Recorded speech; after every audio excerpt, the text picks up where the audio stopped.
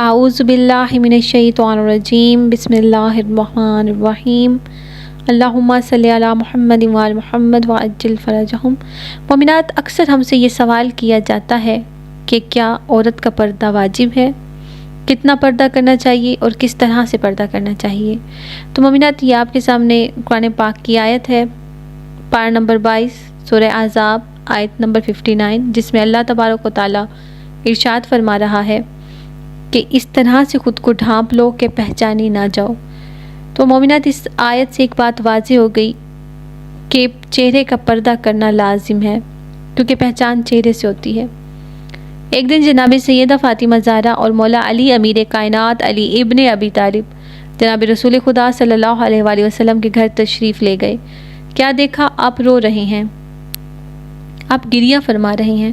تو عرض کیا، یا رسول اللہ، میرے ماں باپ آپ پر قربان ہوں، آپ کو کس چیز نے رلایا؟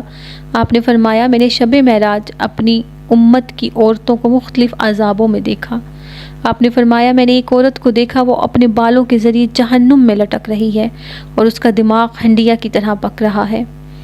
فرمایا، میں نے ایک اور عورت کو دیکھا جس کا چہرہ خنزیر کے چہرے جیسا اور جس کا جسم گدھے کے جسم جیسا، سانپ اور بچھو اس کو لپیٹے ہوئے ہیں، در حقیقت وہ ایک عورت ہے۔ فرمایا، میں نے ایک عورت کو دیکھا جس کے ارد گرد آگ ہے، وہ اپنا جسم نوچ نوچ کے آگ میں ڈال رہی ہے۔ جناب سیدہ فاطمہ زہرا نے پوچھا، بابا جان، ان کو یہ عذاب کس وجہ سے ہے؟ فرمایا، وہ عورت جو بالوں کے بل لٹکی ہوئی ہے، وہ نامحرموں کے سامنے بال کھول کے رکھتی تھی۔